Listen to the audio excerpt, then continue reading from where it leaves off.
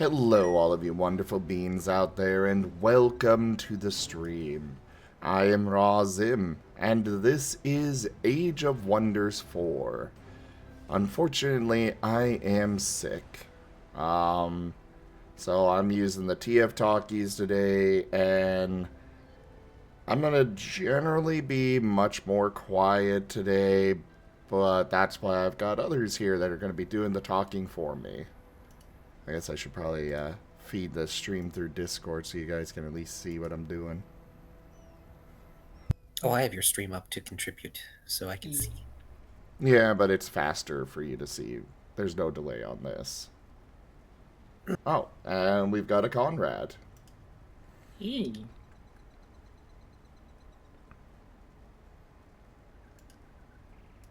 Or as we say in the business, foggies. Ugh.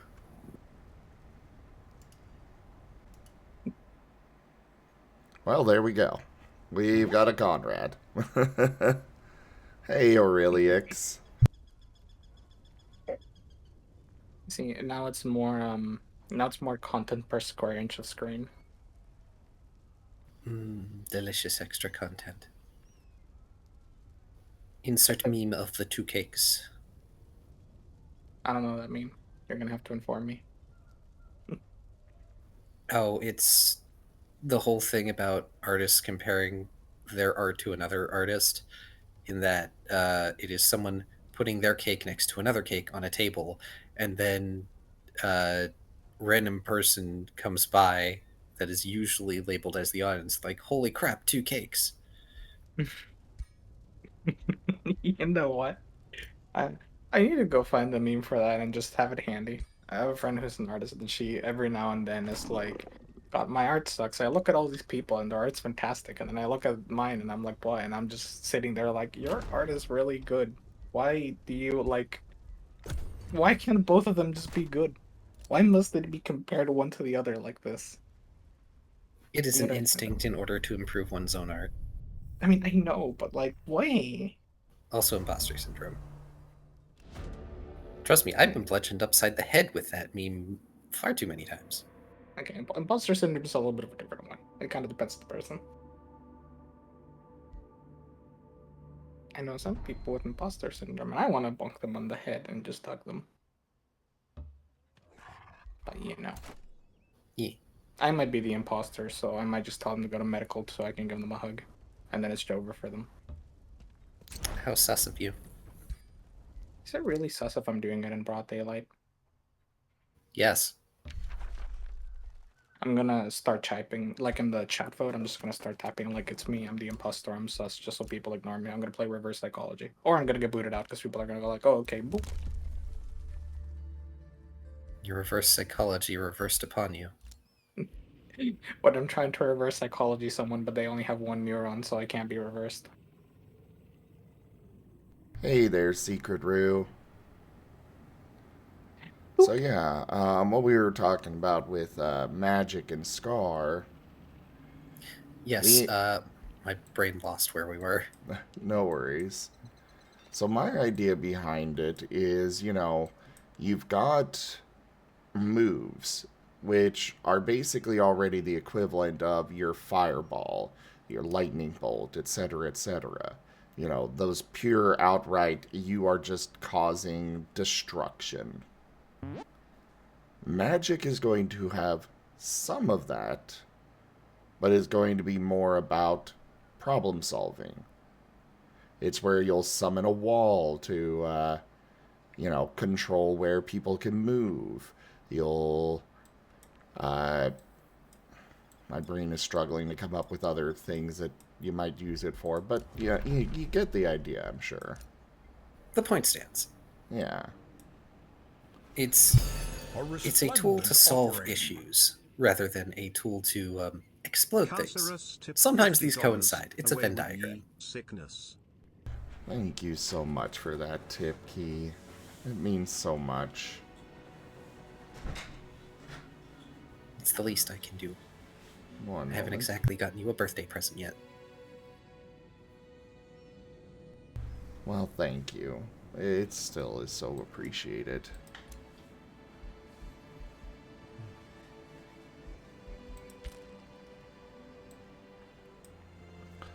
But yeah, it's meant the magic is going to have some damage, but its primary focus is just uh, being more utility focused. It'll be your wall of fire, your, you know, floating platforms, and so on and so forth.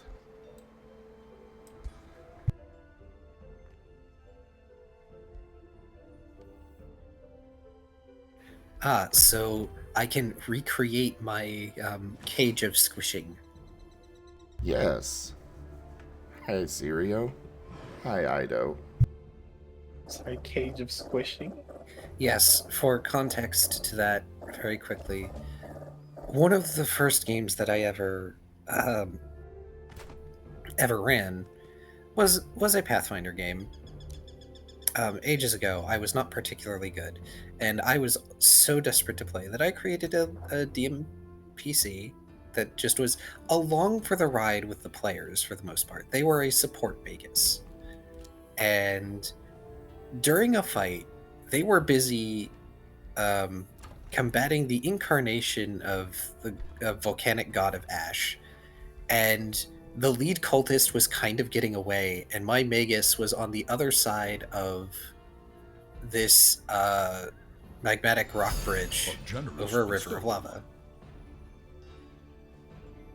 Ido Things tipped $15. Make up tradition. Also sending get well vibes your way. Razim loves Razim coins. Thank you so much for that, Ido. Yeah, my tip goal is set up specifically today, guys, because I'm canceling tonight's game. I'm definitely not up for it. There is unfortunately the possibility that I'll have to cancel tomorrow's games. And then, of course, I missed out on the income from the games last week. I'm in a bit of a really tight financial problem spot. So if you can help out, please consider doing so.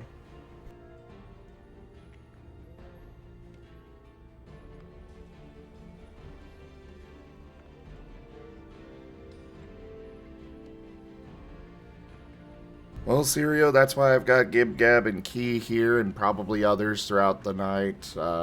They'll be doing most of the talking for me. We're the vocal entertainment to the visual that Zim provides, and Conrad. I'm here to rant about GPUs the moment I'm left alone. Oh no. I'm also very amused that Tal is here in spirit.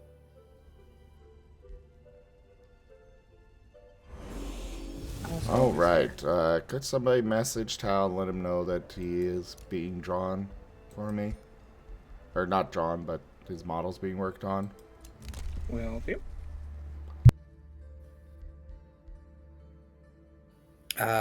But to finish up my tangential story, and getting back to the magic system after that. So, two of the spells that Magus can learn in Pathfinder, at least 1E, are Wall of Force and Deadfall. Mm-hmm. Wall of Force is a fun spell, because you know what you can do with it? You can do a lot with it.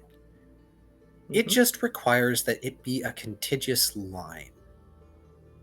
And technically, you can stack it fairly high.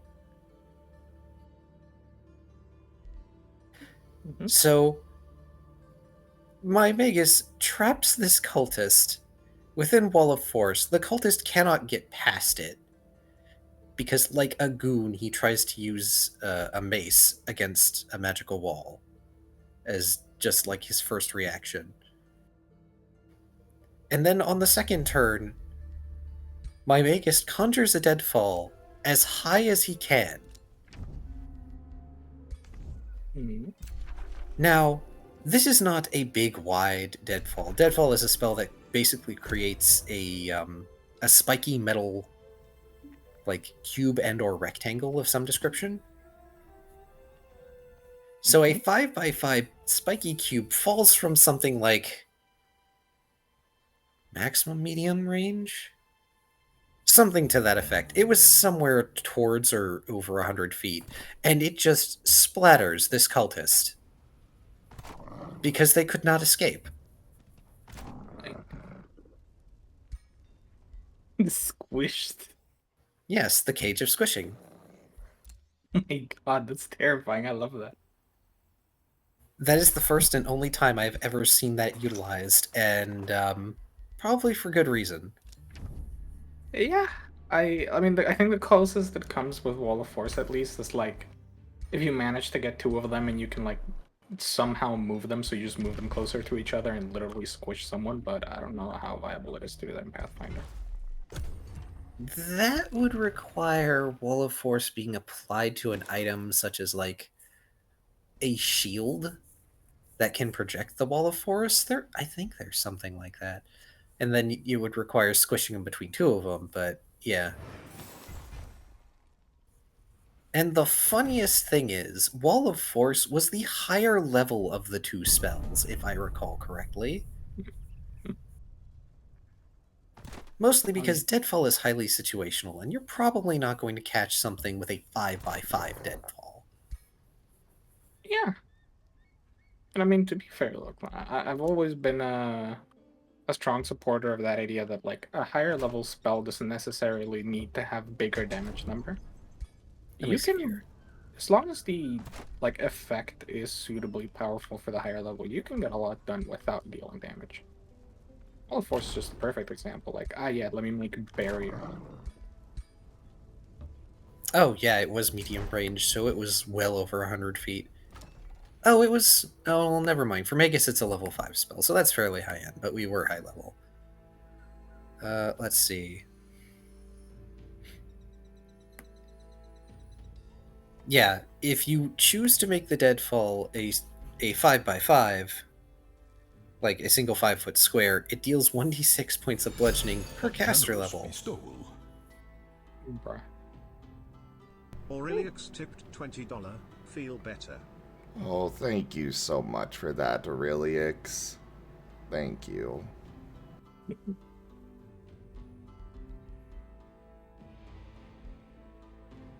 And the reason to use a 5-foot square Deadfall over a larger one is that every increment of like 5 feet is an extra per caster level to get more damage. So you get the most out of a 5x5. And that poor cultist was denied any save to avoid the deadfall. Forcibly squinched to death. This is correct. Hold ungently, unlike Burger. Oh, there was no holding involved. I mean, I suppose you have to hold him to put him in the can that you're gonna squish him into. But see, that's the sort of nonsense I can imagine you finagling utilizing the magic system. Technically speaking, only one of those spells is intended to deal damage of any description. It's probably just used to, like, squish something. But together, they are a death trap of the highest order. Precisely. Yes, hello, I would like to order 1 juiced execution.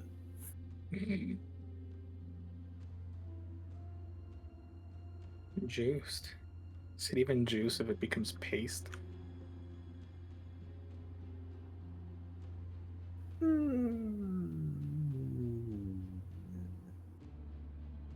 I think it's only paste if you flatten. A deadfall is spiky, if you will recall. Fair.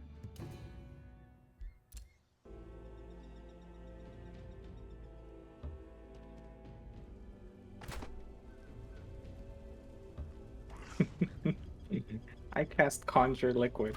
I would like a liquefied person in the cage of squishing. Technically, the lower level version of that is Wall of Force plus, what is it, Storm of Blades or something similar, and just blender someone. Oh yeah, Cloud of Daggers, probably. Probably. Whatever it is, the Pathfinder equivalent. I don't know, Pathfinder. I once sat down to write the Pathfinder book, but I kind of got bored midway through. There.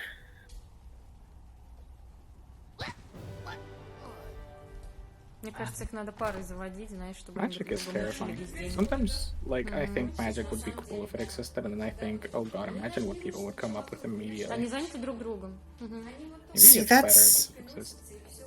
That is the issue with magic suddenly becoming available today. There are so many bad actors that would have access to like finances and resources just to have magic to get their way. Yeah. We would have issues. Same issue as opening the Pandora's box on generative AI. Really, it's just fundamentally worse. It makes the world worse. Woo! This is like the only good kind of magic that could exist is transformation magic. No. Or healing magic. I'd be okay with healing. Yes, healing magic. So that could be used for ill ends as well as like withheld glares at insurance companies. But generally speaking, that's the one that's probably best. I mean, look, to be fair, when I say transformation, I mean an exclusive specifically in the context of I want to turn into a fluffy. Please let me cry. Don't we all wish? Unfortunately, transformation magics would also involve, people turning others into non-viable critters. I mean, what if we just allow it to be only TF yourself? That could work. That would depend on if that's how the magic would actually work. I mean, obviously. Magic can work whatever way you want magic to work. Oh, are we no longer talking in the context of if magic existed? Well, you know. This is within the hypothetical. We can finagle with the rules. Because, I mean, in theory, magic could exist in all sorts of shape and fashion. Yes, well, I'm also of the camp that enchantment is perhaps the most horrifying school of magic. Really? Generally speaking, enchantment is the school that is filled with charms, mind control, domination, and similar effects. Okay, yeah. I thought you meant like enchanting an item. No. Which is why I wish it was called something different. Yeah. School of Charms is also not nearly as cool sounding as enchantment. And yes, Aureliux, you are correct. Every school of magic has terrible implications. The most direct one is evocation, and that's boring. We can already do evocation on the daily. Honestly, the one I really would love to see would just be like minor utilitarian enchantments to items like I cast cannot get dusty on this computer fan. And then I do it for all my friends who don't clean their computers and they get dusty. And please clean your computers. Prestidigitation would be a spell that would become so widespread. I want it so badly. I cast Mage Hand and I knock over the stuff on the shelf in the store just to make the aisle worker clean it up. Wow. 5,000 okay. Times. That's just rude. Don't mind me as I blacklist you. I'm evil. You're sitting next to someone who works retail, so No. I'm pretty certain more than at least a couple people heard that and they were like, bruh, in chat alone.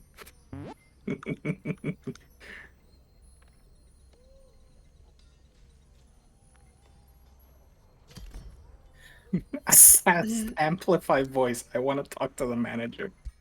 Oh God! Please don't be a Karen. Also, Serio, necromancy is so that opens up cans of like moral and or ethical worms, depending on how it works. But I do agree that the basic cantrips of Mending, Prestidigitation, and Mage Hand are things that basically everyone could use and want. If you think about it, can you block like a message spell? Like the message cantrip or spell? It's a cantrip. It has a range and it cannot go through solid objects. But like let's say I'm standing around in like I don't know, I'm standing around a supermarket or the mall, right? And someone just like repeatedly casts message at me. You can't really like block it, can you? So long as there is a line within its range that could get to you, no, you can't. It'd be horrible. Oh god. Get resistance, nerd. Pump that Me will on save. Me on my way to wear my anti-message lead helmet. Technically speaking, most spells can't go through lead, especially divination, Also, which I think message is. Just real quick, since you'd asked to like notify Taldaris, he's at work, but he was notified. Oh, that's fine. Oh god, True Strike. I Uh, cast True Strike. I throw a spitball at someone. We're not going to talk about True Strike. Is it that bad? I always thought it was kind of underwhelming. True Strike I think in both D&D and Pathfinder is pretty bad, if I recall right. I mean, in D&D, I've always just found it really whatever, because it's like, oh, okay, cool, I can hit the next attack, but I used up the action that I was going to use to attack to cast it, so I have to wait another turn to be able to use it. Yep, and So it's very nice. it's not great. There's already so many ways to get advantages.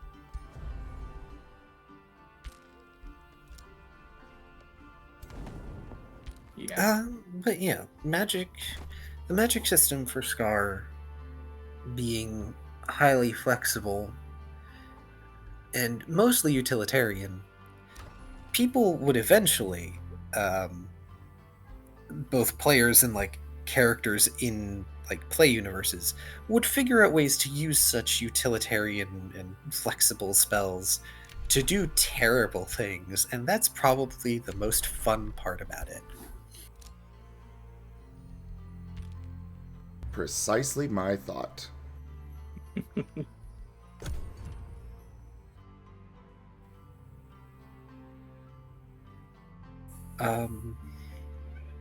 Like, I'm gonna be honest, the Scar system basically fits like a puzzle piece to how I imagined magic to kind of work in my Monster Hunter setting. Not entirely, but that comes down to like setting fluff. Because the way it works, quote unquote, in Moonbreak is generally getting magic prepared is a lengthy affair, especially if you aren't particularly high on the aptitude scale. But it ranges from people who are just like regular old house mages and all they do is scribe spells for cleaning and anti-dust and whatnot. And that takes them anywhere from minutes to hours, and then it's like, okay, that's done, and I didn't actually have to do the work except for making the spell. And then it ranges all the way up to siege mages who could probably take days to weeks getting a spell ready to decimate an enemy force.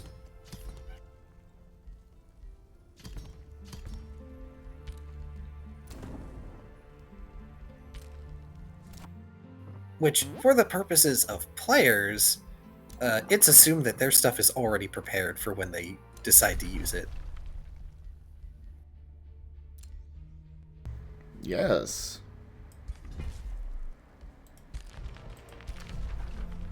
Unless and until they may eventually become Elder Dragons, because then they can just cast. No, don't say the D word. Dragons might show up. God, I said it. Oh no. The what word? The D word. Dragon. Ah. Oh no, dragons. Unfortunately, the two of the most important dragons, one is sick and one is at work. Just watch one of them pop up in chat like a couple minutes later. I don't see, there we go. We already have a dragon in chat. Easy. Azure's not a dragon. Azure's a kobold. Fair enough. Zim adorable raccoon. Pet the Zim.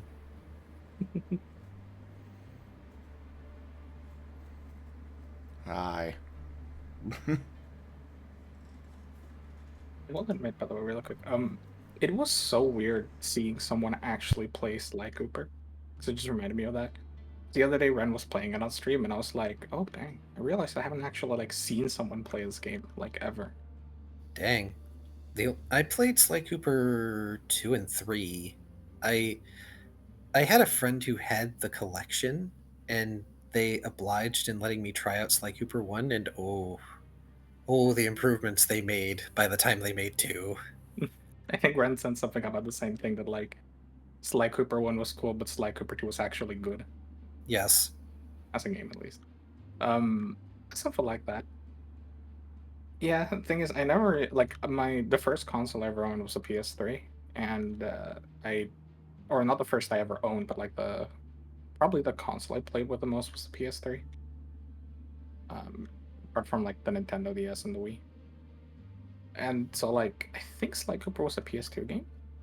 That is correct. Yeah, it's a little bit like 2 behind for me. So, the PS2, like the older PS2, the thicker one that actually could take PS1 memory cards, that was my very first console. And when it was gotten for me that Christmas, I was also given several games, of which Sly Cooper 2 was one of them. Oops, sorry. No, you're good, you're good, you're good. Just a little game that I'm playing on here on the side. Go ahead. Well, I had interrupted Sim. You did? Oh, I No, thought I had. That was me, I'm sorry, I was just muttering. Oh, that was you. Okay. The person in the game did something weird, so I'm just like, that's wild. Well, yeah, so I certainly played all the way through Sly Cooper 2, though not before banging my head against a number of Sonic pinball games that was part of a collection.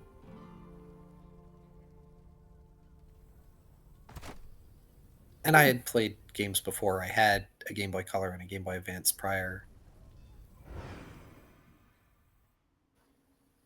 But the PS2 very much opened up my eyes and options.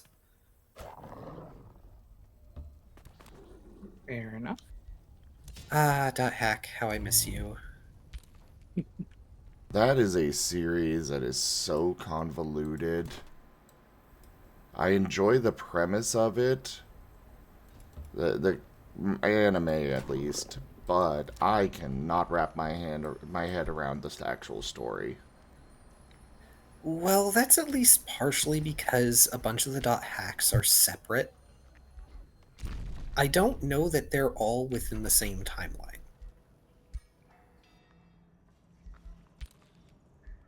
I know that the games technically take place all within the same timeline in some capacity.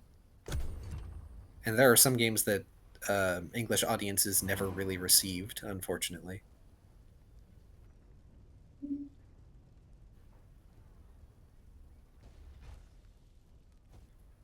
Siri actually brings up a really good question.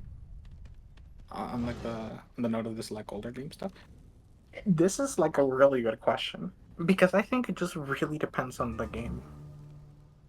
There's also the question of whether the story persists between them, because Yeah, a lot of them don't have. A lot of them will have an ongoing story that you're gonna miss out on from the older one, but especially for extremely old ones, that could drive you away.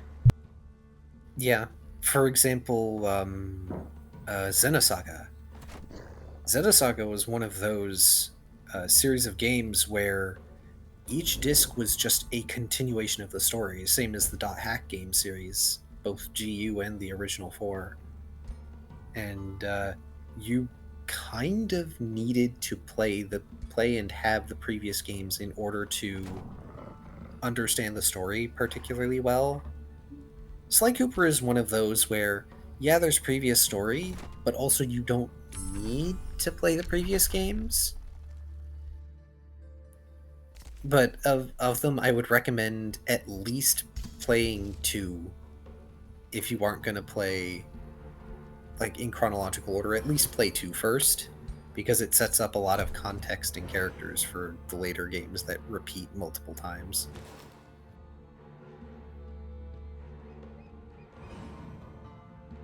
Yep, see, there's Ren. Yep, Ren did the same thing I did. I unfortunately did not get to play the Sly Cooper games after 3. Games? I don't know. Oh, another series that's kind of in the same vein as what Zim said, where like it might drive you away if you don't play them in order. Jak and Daxter. Gosh, Jak and Daxter is like old school Naughty Dog game. That was fun. I never played the PSP Daxter game because I didn't care for it. But I think I played most of them. I played the first one, the second one, the third one. I eventually played the racing game, and I also played the one where you were just in an airplane.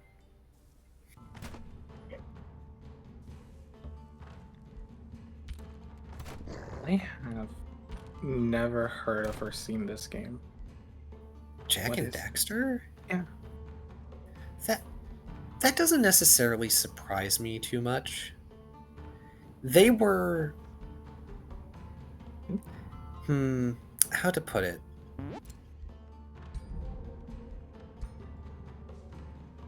They were the counterpart to Ratchet and Clank, effectively. Kind of like how Crash Bandicoot and Spyro were sort of the counterparts to each other. Hey, Tiberian. Hi.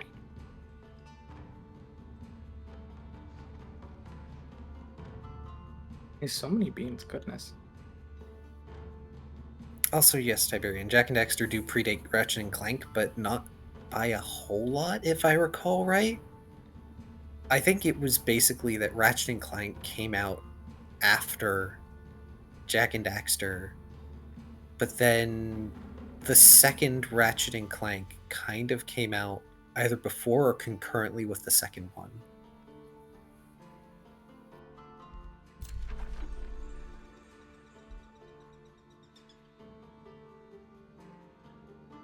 Yeah, I was gonna say that this actually makes a little sense, like, as to why I haven't heard of it, because, like, I pretty much missed everything, like, from Ratchet and Clank, Spyro, whatever the other one was, and this one, the Jak and Daxter. I've never really played any of them. I've only ever seen, really, like, Ratchet and Clank and Spyro and, like, references online, but never really, like, played them. I've seen some people play them, but I never really played them, so, like, I didn't learn about them until much, much later. Yeah. Also, Tiberian, yeah. there is an announcement. Zim is sick. He is resting his voice. He does have xConrade. Mm-hmm. There's a pin message. Just to save Zim the explanation. Mm-hmm. Thanks, I was about to. I have you guys here to be my voice, and yet I still keep getting that itch to be like, yes. Rest thy voice, O speaker. It's like a puppy who's so sleepy but wants pets, so it keeps being like, no, pet me, but they keep falling asleep. But no, pet me. I so badly hope that I get better for tomorrow. I hope so too. Well, look, on the flip side, right? Like I said, I also want you to get better, not just for tomorrow, just in general. But I'm just saying, on the flip side, it would at least be funny to watch Beaver suffer a little more if it gets canceled. Just to make Mala suffer, huh? A little bit. Rude. As Well, look, As a treat. I would suffer too, but at the same time, you know, I love watching people suffer just a little bit. You know you have good players when they make these characters they're invested in and love, but also they turn around and look at you with the most evil glint in their eyes and go, please make them suffer. Oh, so basically all of my players. Please Yep. give my character more trauma than it already has. Gosh, just I've been having way too much fun finally getting to the meat of story bits for my poker roll game. But the last session, all of us, myself included, were like, why can't we play next week? We know why we can't play next week, but why can't we play next week? Because we're bi-weekly. For energy reasons. I can't wait for you to finish that so we can play a game. I know. Or at least something in my schedule clears up so I can run a game. Ah, I see. Era, unfortunately, he's going to have to drop out of... Oh, wait, no. Definitely not. Yeah, I sorry, realized the error of that. you caught yourself before you said the irreversible.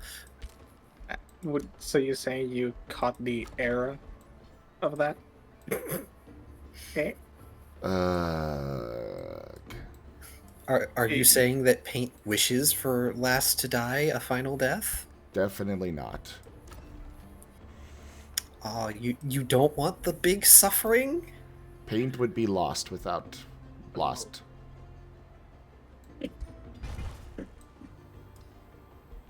Well, that explains certain current circumstances.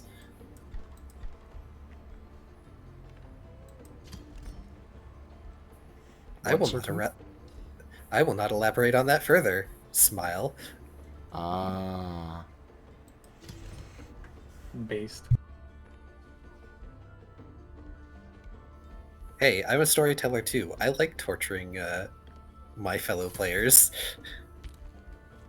I generally like to think that the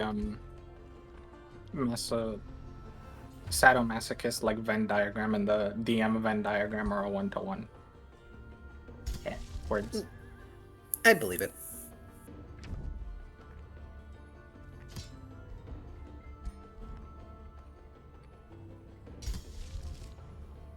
Alright, what is Brain for next? I need to really quickly ask, since he's in chat, by the way, Ren, how in Trackmania do you like do the ice levels? This is horrifying and painful, and I don't understand it, and I can't get the gold. And I'm gonna cry. And is a shark. But it's ice. Sharks do not ice. Sharks water. Water shark, not our shark. Ice shark is for one terrifying thing in Antarctica. Our shark is one penguin.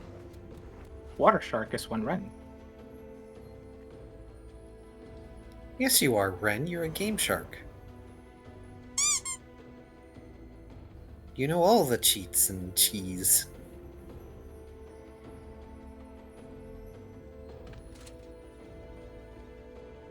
Oh, right. So Serio mentioned earlier how in one of the Wizardry games you can port a previous party, similar to how those of you who are roughly my age will, as I date myself, will recall, you could use the quote-unquote time machine in Pokemon Gold and Silver to transport Pokemon from Red and Blue into Gold and Silver. But there's a system that goes a step further when you get to the consoles. So I mentioned Xenosaga and the Dot Hack games. They had a very specific mechanic. If you had a save from the previous game in the entries and were playing the sequel, you could port data over. And in fact, that was preferable to starting cold turkey in the sequels, which would make your life harder, especially for Xenosaga.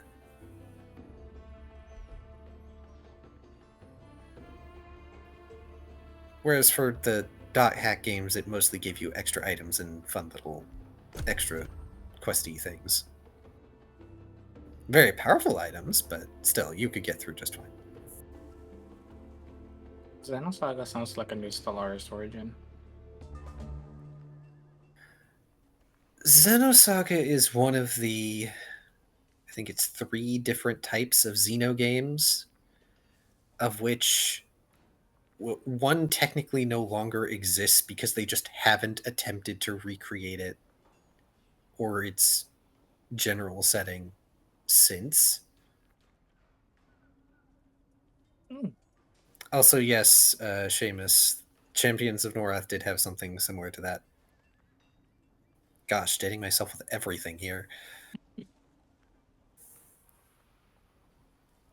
Yeah, you're just speaking of like weird words and random game names.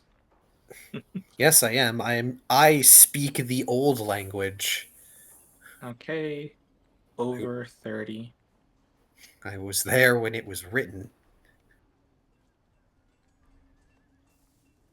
But the Xeno games were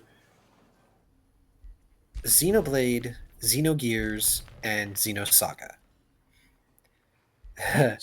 And anyone who dealt with Xenogears knows how traumatic that is. I am lucky in that I did not, but I have heard the infamy of the Xenogears sitting in the chair cutscene.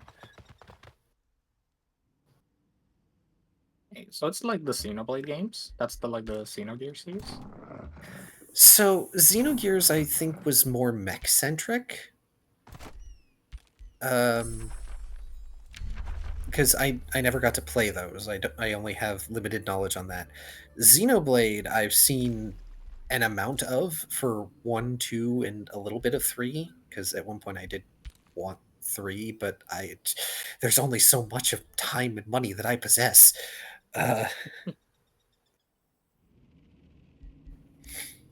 But yeah, the Xenoblade Chronicles,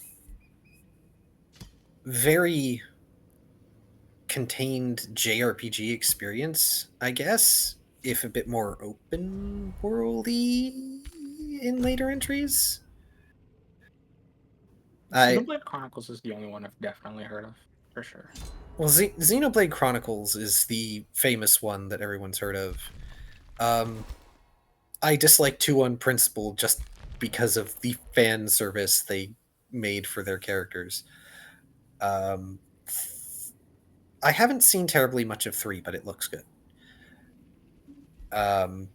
Xenosaga is a trilogy that, even when it was relatively current, trying to get Xenosaga discs was difficult and more expensive than your average game, because the average game price around that time was like $30 even for a new game, whereas Xenosaga was more than that, especially if you wanted to get the older entries like the first and second disc by the time the third one came out.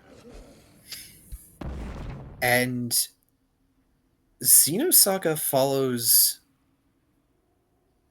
a theological sci-fi RPG story. Fascinating series of words you just said. Yes, it is. And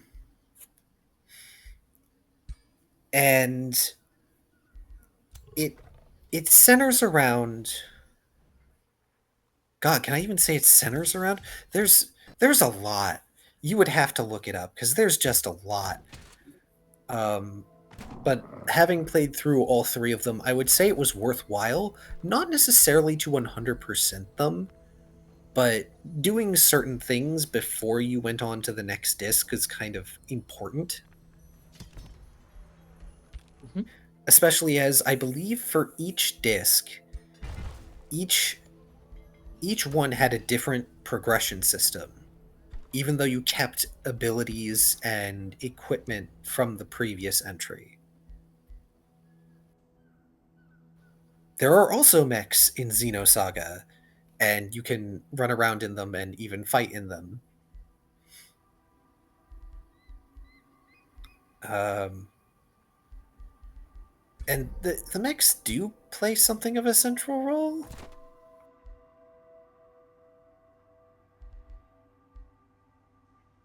I'm probably just gonna look this up at some point, or I'll say I'm gonna look it up here and then I'll forget about it. That's fine. I But can see yeah, you're like really struggling. I kind of get it. There's some game series that are just kind of weird like that. it's just because there's so much in it that my brain is struggling to compartmentalize all that old information that it's dredging up.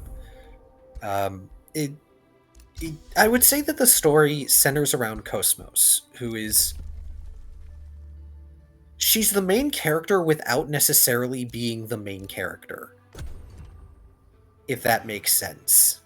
And she is an android The main who character of the setting, but not the story, or it's difficult to describe. Fair enough. Spoilers for anyone who finds a way to actually play the Xenosaga series if it's not somehow on Steam, because I haven't looked. So you know how I said it's a theological sci-fi RPG story? Yes, it is very biblically tied together, this story, which I find quite fascinating. Well, one of the reasons that there are mechs in this game is not only because, war reasons, but also to fight this supposedly extra-dimensional threat called the Gnosis, which is a biblical word. That one from 0 to 100 that quickly. Yep. But Cosmos, this android that gets built, apparently was built utilizing the soul of the Virgin Mary. Okay. Whereas you find out in the later entries, there is a counterpart to her called Telos, who utilizes the body of the Virgin Mary. And for all intents and purposes, at the time that Telos is introduced, she is vastly stronger than Cosmos, which is impressive considering Cosmos has been through 2 previous games.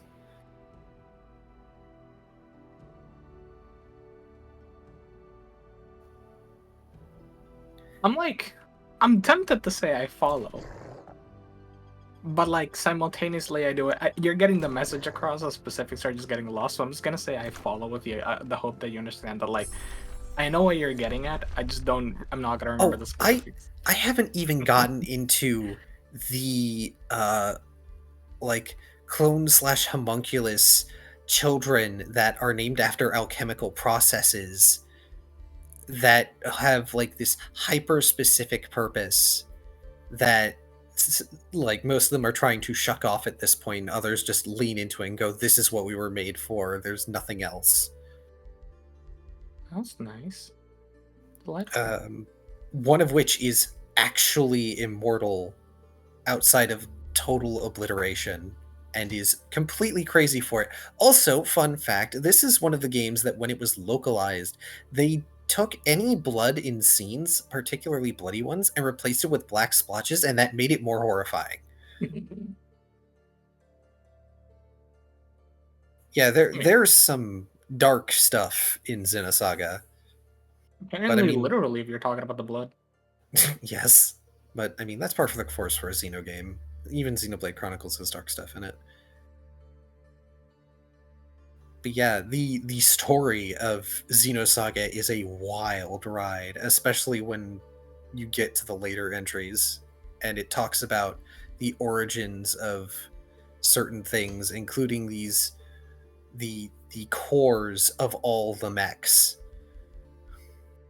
They're all the cores of the mechs are a piece of the true cross. Yep. Oh right, and one of the party members is potentially Jesus. I was joking about it. That's not. That wasn't supposed to be serious. No, I'm not joking. Their name is Chaos, and I think they're supposed to be Jesus. Yo, what's up? What's your name? My name is Chaos. I'm Chaos Jesus. Yes. They're either supposed to be a literal, like, biblical angel, or they're supposed to be quote-unquote Jesus. It is wild. So what was the age rating for this game again? Pretty sure it was T. Oh dear.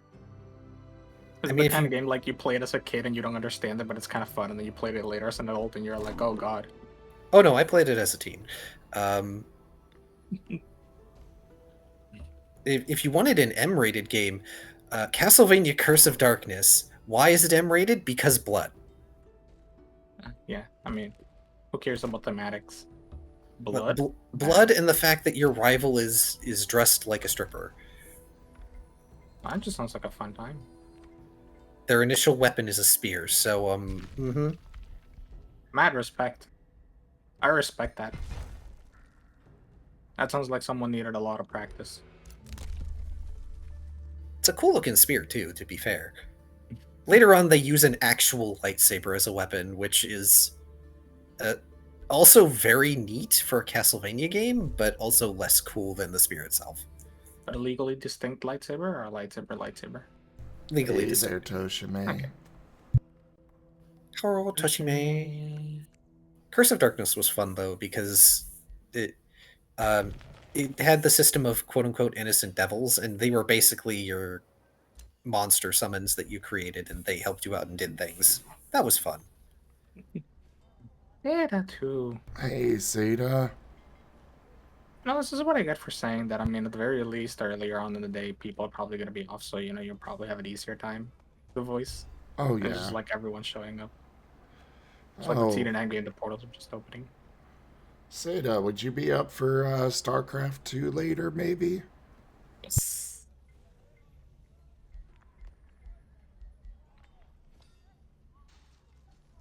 Hey there, Vari. Oh, and a Vari, Pet Vari.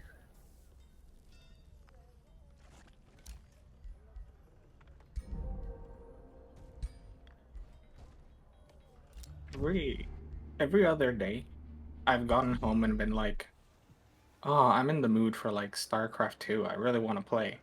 And then I get home and I've been like, wait, but I want to play the co-op campaign. Oh, real quick. Zeta, check your Telegram.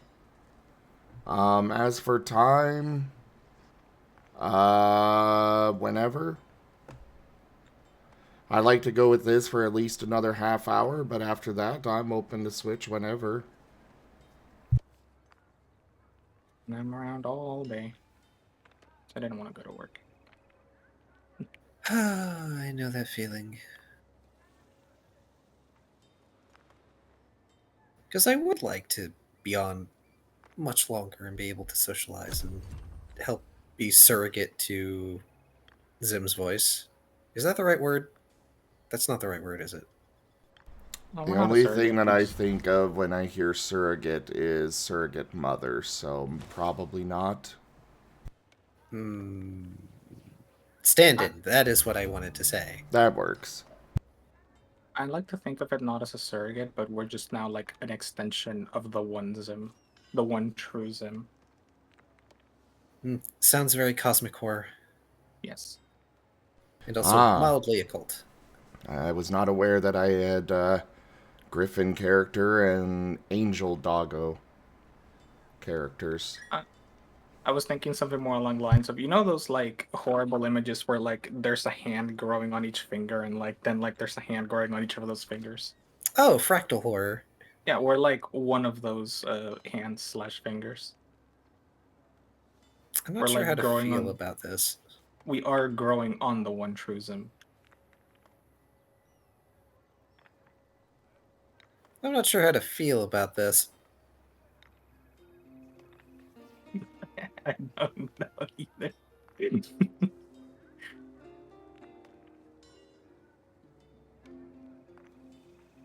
But All I'm right, looking- next bit. I was gonna say, look on the plus side. Now, whenever you have to do an outro, you can just recite Sims from memory. I don't remember Zim's outro. I wasn't sure if Zim was gonna be up for doing it as a voice, so I wrote it down, and now I have it written down just in case. I went to one of his I went to one of the VODs, right? And I just got ready to like type it down. And it was like exactly the one time that Zim like stumbled over his words midway through. And I had to go find another one.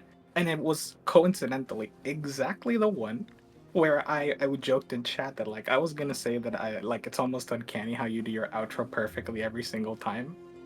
But like this one time you stumbled. It's like I found the 2 times that Zim stumbled over his words in the outro in the last like 2 weeks. This is one of those situations where I wish I did actually record them and play them. I know some people think I do, that I just have a voice clip of me doing it, but it's like I change it up every time. Pointing them to different things, adjusting the earlier thinking and such. It is roughly the same, but having listened to about like half a dozen of them, I literally saw because I wrote it all down and then I like consolidated into one that gets across like the most concisely. But I could see like you changing little words here or there, or like mixing up one thing or another. So like at one point you go like picking up a pack of card and stream loots and subscribing there, and also on the YouTube. But then like in the next one you didn't say subscribe to stream loots, you just said pick up a pack of card and stream loots and subscribe on YouTube. Like you like changed that, and I was like, huh. I would actually know if you can subscribe with Streamloots now. After you mentioned it like 5 more times, I was pretty sure you could. Yeah, I do mention it because most people don't know. And it gets you a free pack and also lets you actually play effects on stream. If we get more people subscribing on there, then I'll be happy to add more stuff that you can use as reactions. I just haven't invested much because nobody's really been doing it. Subscribe and Streamloots. Yes. Also, next time in this crowd control, have ready points so that you can put, because Sim is about halfway into having the number of required unique users this month doing stuff in crowd control in order to be able to do the thingy. And that's important. We get to 15. I think we had 7 last time. And last time Zim would say that he would admit that he's cute if we got to 15, but we didn't get to 15, and I was so saddened by it. Travesty. We could have had Zim admitting that he's cute live on camera, but no. He's admitted it a couple times, and it's been caught. Flip story didn't happen, clearly. There is a clip that was put up recently, even. Yeah, but that was it out of context where I was saying that I would say it. Mm-hmm. Darn it. False clip.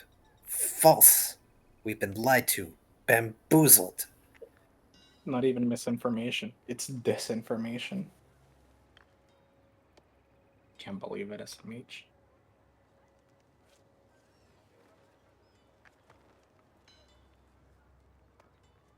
Okay, you know what? I'm gonna do Thumper. I need to, like, get better at this game. I have S-ranked Thumper on every single level and sub-level. It's the only game I deliberately went out of my way to like get all the achievements on in Steam, even though it's not like a very hard game to get all the achievements on. It's like the one I went like, I want to do this. I really like this game, and I gave it to Ren the other day, and Ren started playing it, and he beat my score on the first level, and I was mildly salty about it. So I went back. Yes, they did really. I was doing like, it's one of those things where like if there's like 20 levels, every like 20 levels within a level, right? Every level you do perfectly adds an increasing like score. So like, oh, you did this first sub level perfectly, have 1,000 points. You did the second perfectly in a row, like have 2,000. Third in a row, have 3,000, 4,000, etc. And if you like miss a note or like get hurt in one of the later like things, it goes from like a plus 19,000 for 19 in a row back down to 1,000. Like it resets that multiplier. And I screwed up in like the last 2 sub levels of the level. And I was exceedingly salty about it, so I restarted it, and then I realized how the multiplier actually works, and I was like, oh no, and I have to do this all over again. and that's what I get for trying to one-up Ren. Good lord. Makes me think of the quote-unquote intended way to complete Sifu.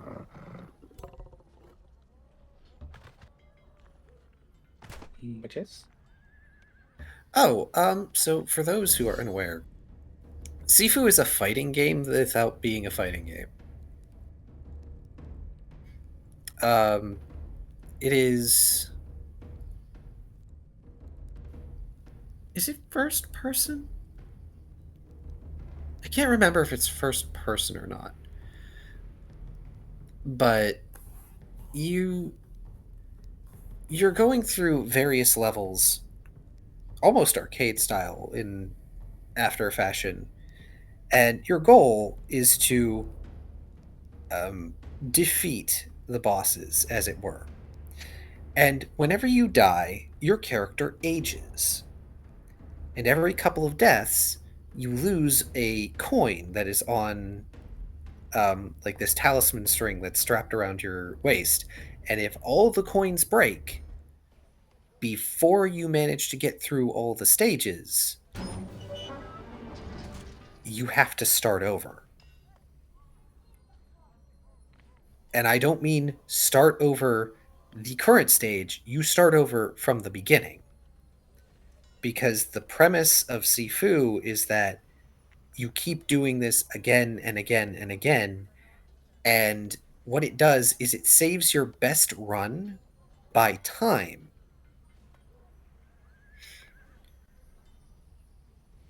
So, for instance, if in the first level, say you do really well, but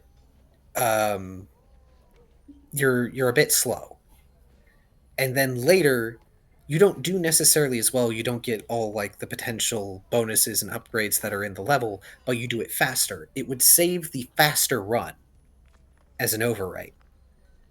And that is the baseline for that stage that you have going forward. Mm-hmm.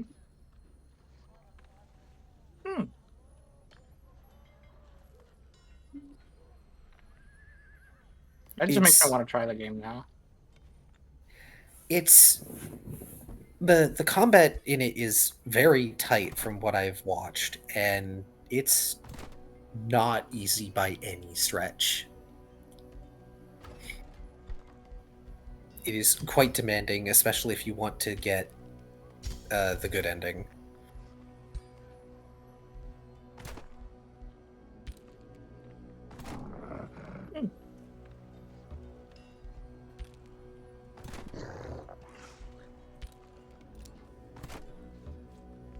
Probably pick it up on one of the next sales.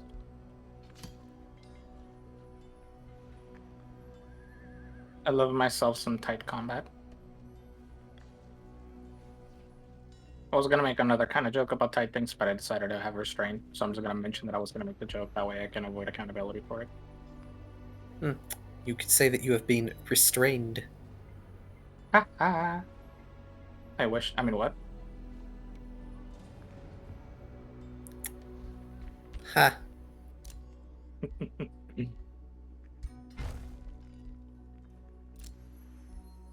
Yeah, though to be fair, I don't know. When it comes to fighting games, I am so terrible. I did them's fighting herds, and it took me forever just to beat the campaign, and I spent half of the campaign getting my face kicked in, basically. Quite literally, I'm sure. Yeah, literally. I like the idea of stories in fighting games and having like a campaign or quote unquote adventure mode for people to play through. I was one of those people that I got Soul Calibur 2 and 3 purely for like the solo player mode because it was interesting. I am not a competitive fighting game person. I don't like PvP, and having attempted online matches with Soul Calibur has soured me forever on trying like fighting game PvP. And I have tried many times with multiple different seemingly fun fighting games to get really into them, and I can't. Mm-hmm. Which sucks because some of them have cool stories like Blaze Blue, and it's just like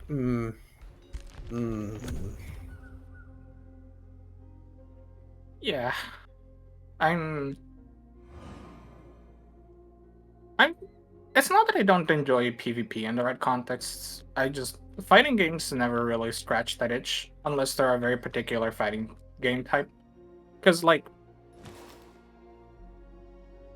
a lot of times fighting games reward the kind of thing that I don't really enjoy sinking into a competitive game, like very extreme game knowledge, like extreme reflex tests or top tier Absolute like system character mastery combined with reflexes. Yeah, and like it's something you have to work to develop. Like if I kick up SAR right now, I can play a match and it can just be fun. I can just chill, right? I don't need knowing the game makes it easier to have fun, obviously, but I can just kind of kick up the game and have fun. Whereas, like, I feel like if I go play a competitive fighting game, I'm gonna like appear, I'm gonna get the match, and then I'm just gonna like get my face kicked in, literally, in like a minute, and I'm gonna be like, "What am I doing? I don't know how to do anything. Help!" Yeah. It's sorry, it's really good. Like, it's why I enjoy, for example, Smash a little more than I do other types of fighting games, just because it tends to be a bit simpler to play, but focuses a bit more on the positioning and the chaos and shenanigans. God, sorry. Yeah, I don't mind Smash. I have a Smash game. Smash is fun and like it's competitive but not in a way that's so extreme that you you can't just like sit down and play it with friends. Cuz yeah, the one friend who's really good at it will probably wreck you, but you'll still have fun with it. Whereas with like a fighting game, like if you get matched up against someone, you're probably going to have a bad time. Yeah, my As favorite thing is. Hmm? Oh, sorry, go on. Yeah, but my favorite thing in fighting games is when like you kick like the pause menu and you see like half a page just for like the simple combos, and it's like, oh, this is a 16 input like button mashing thing. Huh? Puts down controller. Yeah, and sometimes the inputs, especially if they aren't tuned particularly well, can require you to be very fast on doing those inputs, or like they won't necessarily read if you go too fast on the inputs. So it's one of those things where it's a neat idea. It's just not for me. I'll be right Yeah. back. Okay. Yeah, like not even as like to say that I don't think fighting games are good. I have mad respect for people who like are good at fighting games because that's not something I'm capable of doing here. At Oh, least not without like not being me. oh yeah, um, because like there's a lot of skill and practice that goes into being good at a fighting game, at fighting games. That's something that to some extent it almost feels like you have to be wired a certain way in order to really truly and fully enjoy fighting games to their fullest extent. And for the people that really enjoy fighting games like that and who really get their enjoyment out of the process is called labbing effectively, and just going over and over and over and figuring out how characters and combos work, what the timing is like, what it takes to pull something off and get out of something. Like, if they get enjoyment out of that, full and absolute power to them. It is impressive what some of the higher end fighting game players can do. It looks like freaking magic to watch them glide their character across the screen doing combos till the day goes by. yep. I I can't do it in my respects. Like the Guitar Hero players that like you just see and it's like, oh, what are you doing? Slams finger like hands into the guitar at like lightning speed, and I'm like, okay, I'm just gonna stick to my little mobile rhythm game. Yeah, I can't do that with my fingers. I can't slam them into the buttons and go that hard. Yep. Me sitting at keyboard presses one key, dink, hooray. I say in the middle of like a literal near perfect thumper run of 15 levels in a row, or 15 sub levels in a row on level 2. I can't do that.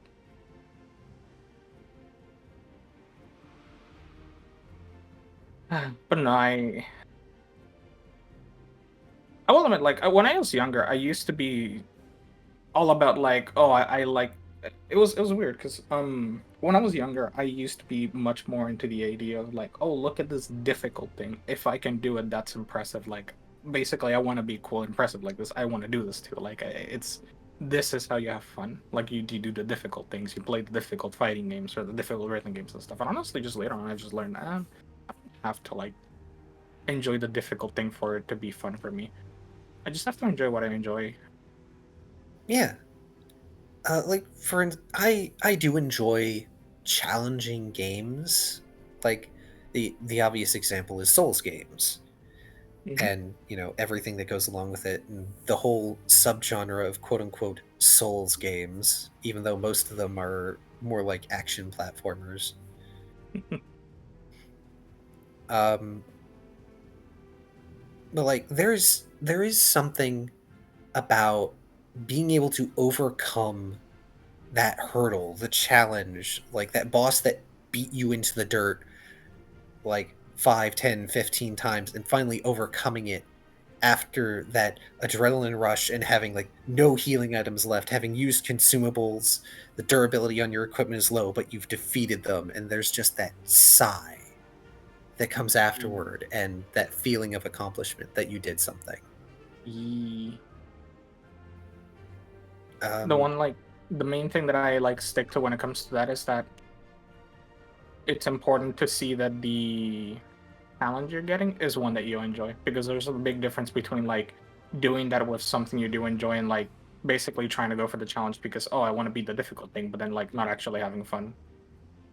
Yeah, which is why I look at the people who are like, "Oh, you're not playing X Souls series game right if you're using this mechanic that is clearly part of the game because it makes it a bit easier." And it's like, no, that's just using the resources available to you. I'm choosing not to make life harder on purpose. Yep. I used to be super anti like summoning like for co-op. And to some extent, I do think there are problems when it comes to, like, for example, bosses that like people go, oh well, how do I beat this boss? Oh well, the best strategy to beat this boss is just summon someone.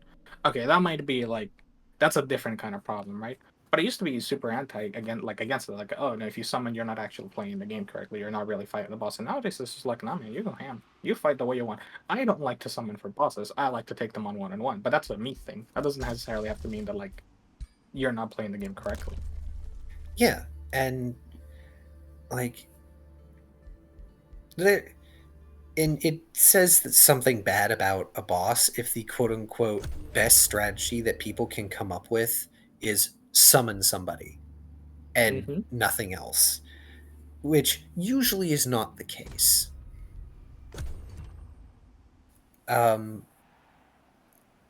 for instance, I recently completed my first run of Lies of P, and there's like it, Lies of P is generally speaking a solo game, but during certain main story bosses, you can use a consumable item, and an AI helper will pop up in the arena to help you, and they generally serve as a distraction, but you can help them out with other consumable things that you can have in your inventory. Um, I feel really bad about fighting two particular early bosses using a a specter, as it's called, because I knew I could do them on my own, but both times it was getting late in the day and it's like, you know what? I'm getting tired and I want to progress. And I regretted it both times because they were really good fights and I nearly had them. And if I'd just been patient, I could have done them on my own. Hmm. Meanwhile, I had no qualms using a Spectre for both the last and second to last boss fight in my first run. Mostly because they were well, okay, the last boss fight wasn't that challenging, but it was also getting late again. I still have no qualms about using it for that one. But the second to last boss fight was really hard, and it's like, I could use a distraction so I can breathe. That's fair.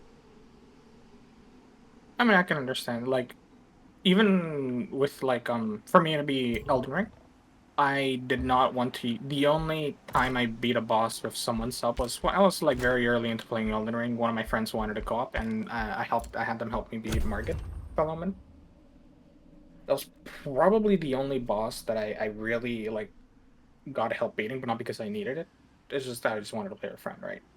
And I won the entirety of Elden Ring basically beating the bosses but by myself. No help needed. No issues. Malenia was my roadblock. And in my defense, it's because light rolling was broken. They updated the game later. I came back and I beat her after months of not playing within like 5 tries. Oh, Because I was using like a very lightly armored dex magic moonlight sword build kind of vibe, Moonveil. And so light rolling was very good, but light rolling wasn't working properly. And the moment they fixed it, like you know the waterfall dance, yeah. I could dodge it by just rolling backwards. I didn't have to do anything complicated. I could just spam roll backwards and suddenly dodge it. Huh. That's very strange considering the nature of that attack. Well, basically, every time she like stops to do the thing, I just manage to backwards roll far enough that I can just dodge it. Because I boosted my dodge roll, I believe, I think it was, and I had stamina boosting, and I was wearing basically no armor. I was wearing like the lightest armor that I could that looked good. Okay. Yeah, so I was getting the long rolls with the extra invincibility frames, and it just literally spam backwards, and I could dodge it suddenly. It was like it went from oh god, this is really hard to like oh, this is actually really easy. Even her second phase suddenly became easy peasy, and I beat her within 5 tries. And you know what boss like genuinely broke me? Hmm. The final boss. Yes. I couldn't. Every other person I have spoken to who has faced that boss, and I'm assuming you mean the first stage of it and not the second stage of it. Both. Oh, well, okay, to be fair, the second stage can be pretty rough too. But like every other person I have spoken to who regards that boss for the main game, not necessarily the DLC, mind you, but for like the main game of Elden Ring, like they had such a terrible time. Meanwhile, there's me sitting over here with my first character doing like this tanky like sword and shield paladin build, which is something I rarely if ever do because I'm usually a Dexy boy. But blocking is so busted in Oh, Elden Ring. crap. I forgot to turn off the turn limit. Oh no. no. Well, guess I'm going on a rampage across the world. Time to burn it all. Well, look on the plus side, that'll be a convenient point to do StarCraft 2 Satan's route. Well, I'm still far from that point, but, you know. Fair enough. Well, good luck. I believe in you, Zim. We believe in you. Go forth and ravage. But yeah, that's actually, I think, kind of what did it. Because I normally play sword and shield builds in Souls games. Except Bloodborne, because Bloodborne is the best game. And I didn't this time. I decided to try magic because somebody went, no, every build is viable in Elden Ring. They're like, you have so much freedom and stuff. And I decided to take them at their word, and I went and did magic. Because I never do magic in Souls games. Not since I realized it sucks. Well, magic is pretty strong in Elden Ring. Yeah. And then, you know the, I forgot, Malika? I think it was? The one who like guards the death room? Yep. Yeah. Doggo boy. One of the ways I beat him is so you have the fog cloud, right? If you stand right up against the fog cloud, you can cast the magical circle around that boosts your spells. Oh, I see. Yes. Yeah. So And then that is the one problem with magic. Right. And I mean, honestly, I'll take it. I will happily abuse it like that. I cast it, I step into the arena, I drink the potion of infinite FP, I walk forward a bit, bait him in, walk back, Kamehameha him, and that's half the boss gone. Yeah. And that's kind of unfortunate. They have nerfed that tier, thankfully, because that's strong, and it's basically, oh, I don't have to play the game anymore in regards to a boss fight. I mean, doing it from the fog wall, yeah, but I never found it too like broken within a boss fight, especially the more mobile ones like Malekith, where you're moving around enough that it's kind of hard to like actually stand on the spot. Yeah, but there are some bosses that are usually quite challenging and trivialized and even demolished. Moog, for instance. Yep. I did that once to Moog, and I feel no pride in what I did, but also he deserved it. And what was the? Give me a moment. I need to look up.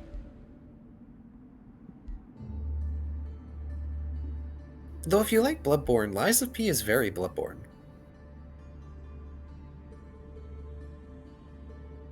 Nice. I'll take a look at it. Sure. It even has a regain mechanic.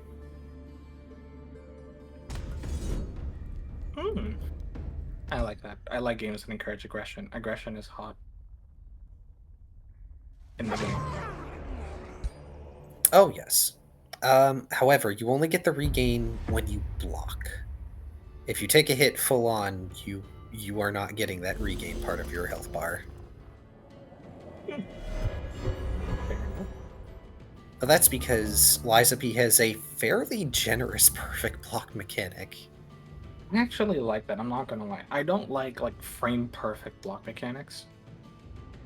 It's the Bloodborne. Actually, I believe Bloodborne has a more generous parry timing than most of the other Soulsborne games. Apart from the timing with just shoot them as they are attacking being a bit more intuitive, and I find it more enjoyable because it allows you to be more aggressive. Because so that's the thing. That's part of the reason why I ended up with the build I built. I ended up building in Elden Ring. I don't really think there's a lot of fun to be had if you do sword and shield, if you're just permanently tanking and attacking only when it's safe. I enjoy the risk, I enjoy the intensity of okay, I can back away, but I have to back away at the right time. I can't just back away, shield up, and done easy. I think it negates a bit of the challenge, at least for me. I find it more fun to be aggressive, to be more fast-paced. And that's why I literally just went two-handing Moonveil and Staff. Those were my weapons. Staff and Shield for when I actually wanted to clear areas, but I didn't want to deal with the enemies being annoying. And then just Moonveil for bosses. That was basically my go-to. And that was my problem, because this build worked really well. I had a lot of fun. I was tearing through most of the game. I hated the late game in Elden Ring. That's fine. I beat Malenia with this build. I beat I forget his name, but the dude with the lion. The one that takes off his shirt in the second stage. Oh, yeah. Horalu. Yes. That's one of the most badass fights in that game. I loved it. And then you get to Radagon, and it's oh, okay, let me hit him with the Kamehameha. Blocks it entirely. Oh. Well, let me try some other spells. Blocks them all. My Moonveil Sword Art will surely help here. Blocks. Oh, thank you for just negating my entire magic build. Oh, thank you, game. Much appreciated. And then you go to the Elden Beast, and it's exactly the same. It just stands really far away, and your magic can't reach, and you just sit there crying. And I'm wow, this is so much fun. I am having so much fun. This is incredible. I love this very last boss fight. The boss that's meant to test all of my skills and provide ample opportunities for me to both show off my game knowledge, use my perfected build against a challenging opponent that will probably present a myriad of different ways to challenge me, or put what the game wants me to learn to the test. Something like the final boss fight in Elden Ring, not the secret one, the main one, where it's yeah, you're fighting Hunter to Hunter. You're fighting basically peak Bloodborne. Or if you're doing Sekiro and you go for that ending, then it's okay, yeah, I'm fighting the greatest swordsman. This is peak Sekiro. Dark Souls 3, you're fighting the amalgamation of all the builds, and it's cool. And then you fight Gwyn basically, but discounted. And then in Elden Ring, it's hey, magic doesn't work here. Good luck. So, I will say, Elden Ring has this thing where some bosses just are not good fits for certain builds, and there are certain ones that just really dunk on magic users. So you have to compensate for that if you're a magic user. Unfortunately, the Elden Beast is one of those. The Elden Beast is weak to physical damage. Yeah. The problem is not really that, like, magic isn't just a good fit for some bosses. I understand that's perfectly fine. There are some bosses that I struggle with more than others, and that's just my build. It feels really unsatisfying that it's the final boss that more than anything hard counters magic. You know what I mean? Yeah. And especially because, like, with Elden Beast at least, it was more of like a positioning and dodging issue. Like, Elden Beast was doable. I just ran out of patience before I beat Elden Beast, so I just used Mimic Tier. It's the first and only boss that I actually did the little, like, summons for. It's the final boss. I just went and Mimic Tiered it because I could not tolerate it. I just wanted to be done with it. Yeah. No, I understand. And to be fair, Mimic Tier is very, very strong. Yeah, and I'm happy it exists because, oh my goodness. I mean, Radagon was doable. I beat Radagon multiple times. I beat Radagon like, oh, half my health remaining. It's time to win the game. Easy peasy. But, like, basically, the Elden Beast and Radagon together, like, it would be one thing if one of them was weak to magic and the other strong against it, and it kind of balanced out, or if they, like, provided a mix of things. Radagon just hard counters basically almost anything magic, because it's just like, oh, you're gonna hit him with a spell blow.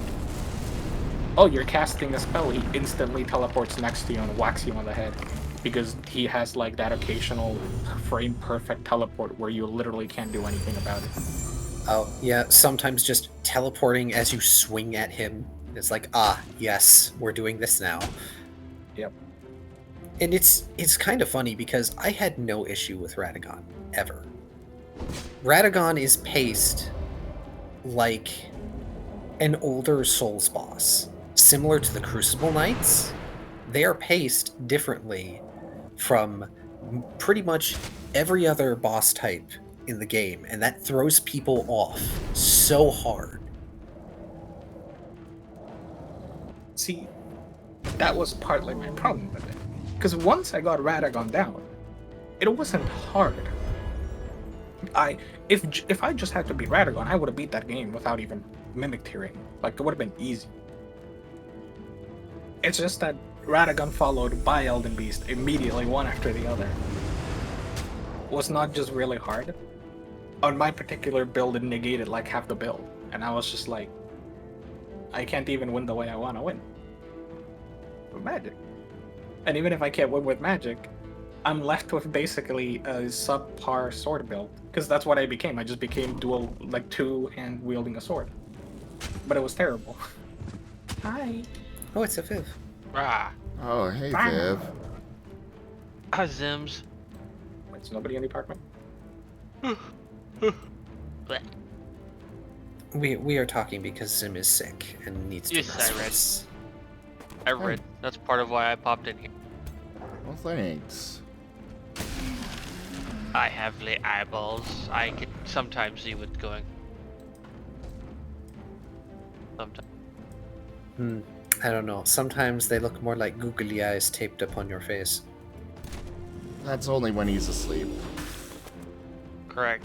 Paint definitely had nothing to do with it. No, I deliberately put googly eyes on my over my eyes when I'm asleep, so people think I'm still awake. Oh my god, the animation of the talkie on Discord is so cute. I love it.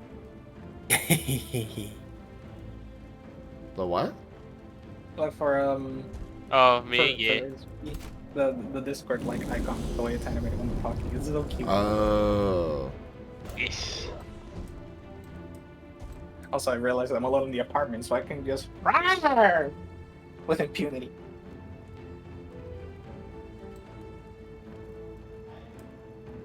Adorable. I don't often get to make loud noises on stream, but I get to now. I can actually bark. But like the actual bark, not woof bark. Alas, I cannot. Wait. Like cannot what? Make the loud noises. Oh, Can is sleeping. Eeh.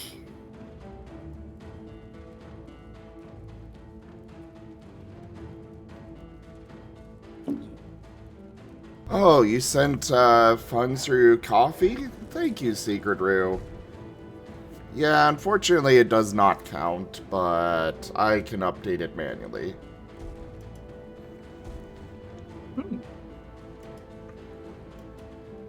Coffee. I was gonna say I want coffee, but I don't actually want coffee. I want my abomination that's like 90% powdered milk, 5% coffee, and way too much sugar. You want coffee flavored stuff. I want powdered milk with just a little hint of coffee. And enough, like, sugar to make my throat burn on the way down.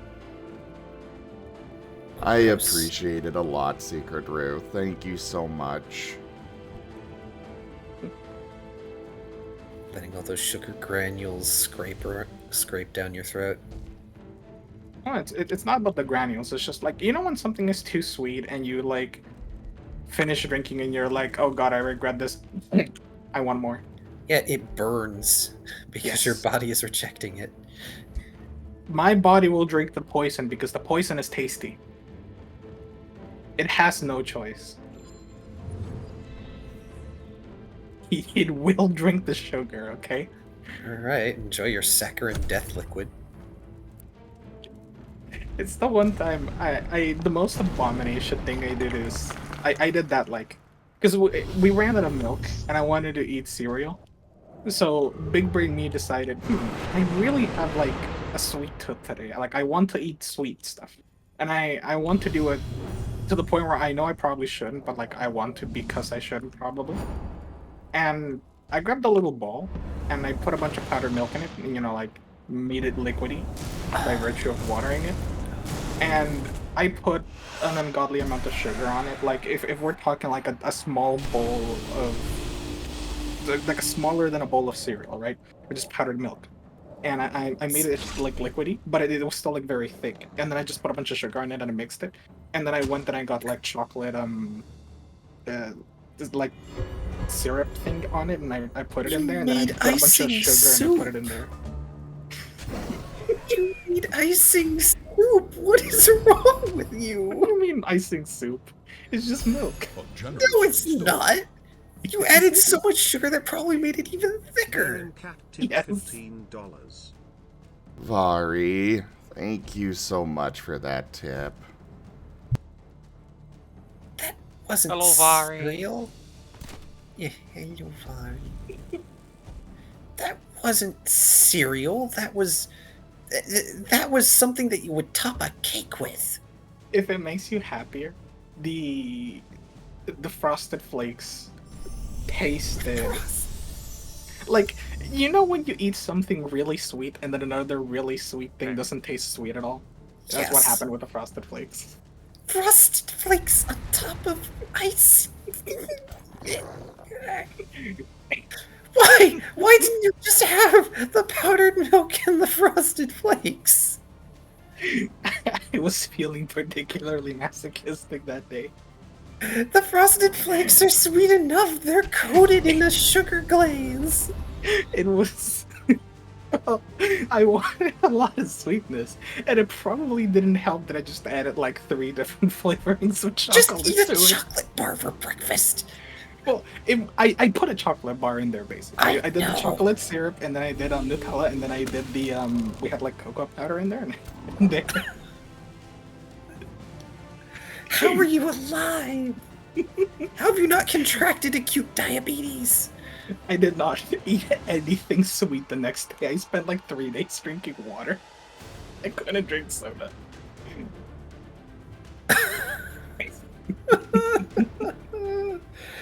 You get what you get. The irony being that Last runs a bakery with sugar-free options, of course, because he's allergic to it. Interesting. But just, that just, Don't worry, It is not something I want to repeat. I've made incredibly bad for you delicious desserts, as Viv here can attest. Eat. But damn if that doesn't take the cake. Okay, Literally. to be fair, it wasn't bad. It didn't taste bad. But that might be partly because it was like 90% sugar, and sugar is nice. The taste isn't the point, Kip Cap. Well, I'll have you know, it was quite the point for me making it. Sorry. That's why I put chocolate in it. Someone back me up here, please. I'm losing my Oh, sanity. God. William tipped $150. Robert, thank you so much for that. Thank you so Oh, much shit. for Thanks, that Robert. tip. Rubber came in clutch. Yeah, Oh, that is a huge help. Thank you, everybody, so much. You guys are so incredible. Thank you. Oh, I completed the whole tip goal. Yeah, I was not expecting it to get completed, but thank you. I really need to stop underestimating my community, I guess. That also, you know, you can't, because then the moment you stop underestimating, we disappoint True. you. Expect nothing, and thou shalt not be disappointed. Exactly. The only thing you can expect of Twitch chat is chaos. And sometimes That's- not even. Sounds pretty accurate.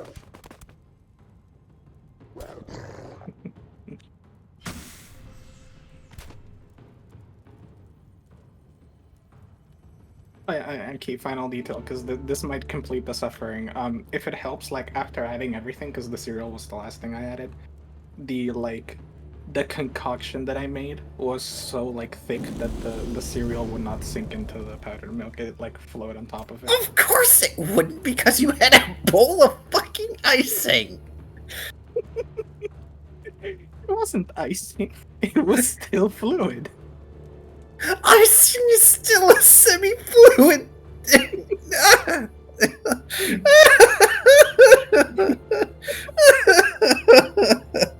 I think you've physically hurt Kai with this. I'm glad to know.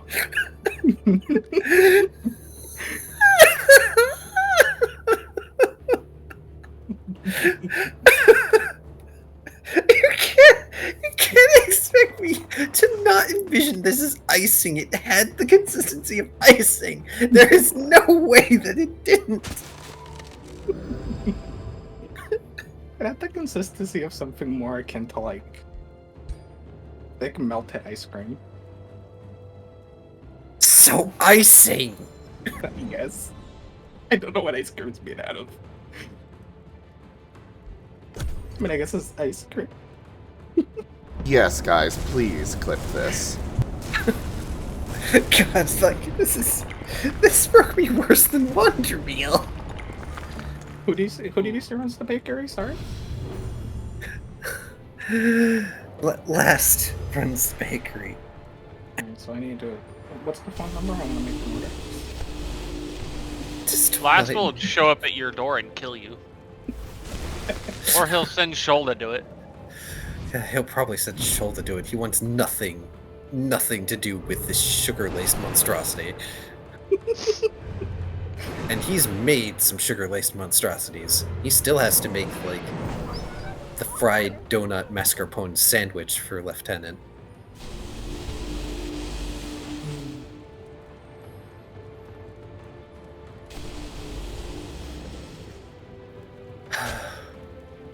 I want ice cream now. I have ice cream. I'm not having any because I need to sleep soon, but... Don't worry, I'll take it. I'll mix it with Frosted Flakes.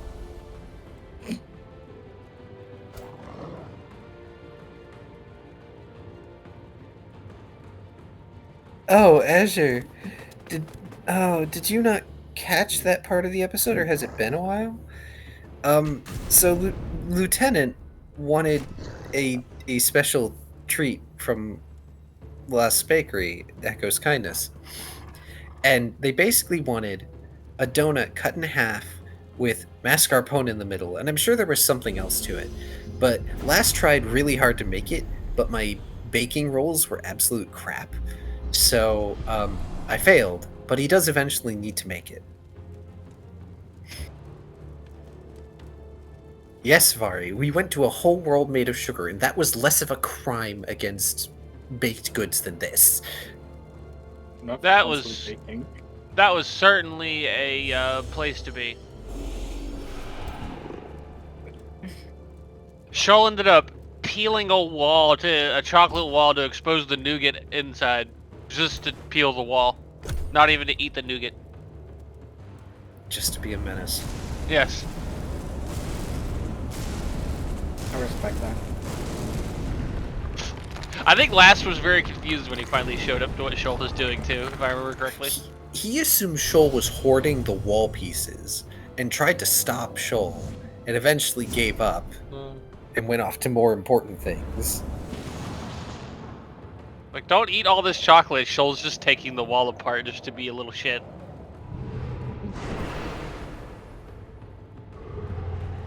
What do you call like the like you know how you have the wall and you have like the little part of the wall that's like between the floor and like basically at foot height and it's meant to like just be a little border. What do you call that? Oh, I know this word, but it escapes me.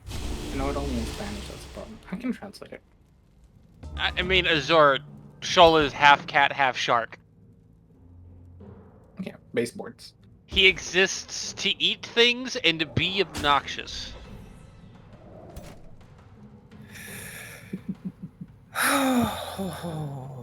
Yeah, sorry. Okay, it's baseboard. So the our puppy has been deciding to, for some reason, eat the baseboards in the living room. What? I don't know what got into her. I think she just likes biting and tearing it off. And every now and then she'll like eat a little piece because she's a monster. But we Well, realized also, if that it's wood, it's fiber. it's wood. Yes, she is the monster, not you for the what you've been eating. I did it once. I It's didn't almost like the your cocoa puppy is powder. learning from you. I did it before we got her.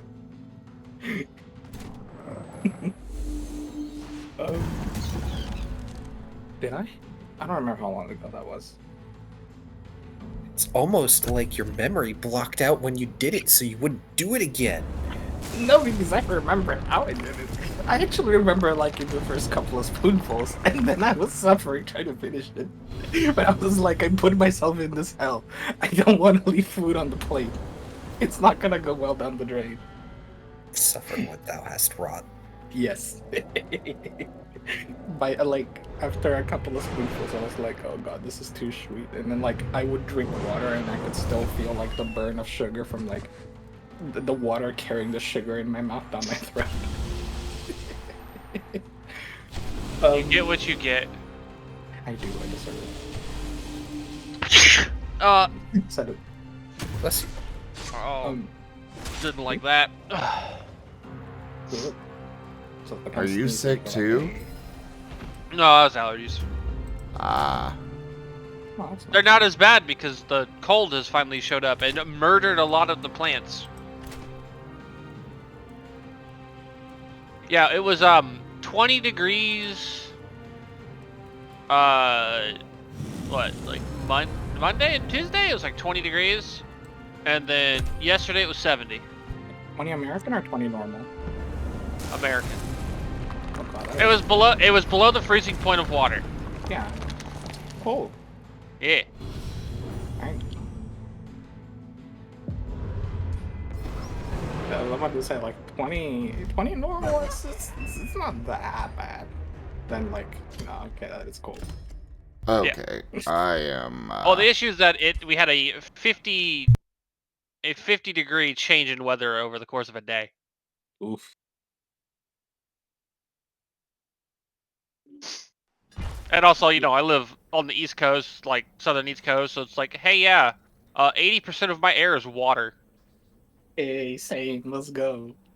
But I'm You never gonna cold. change games, Zim? I don't know. Is Seda available? Say that you're out.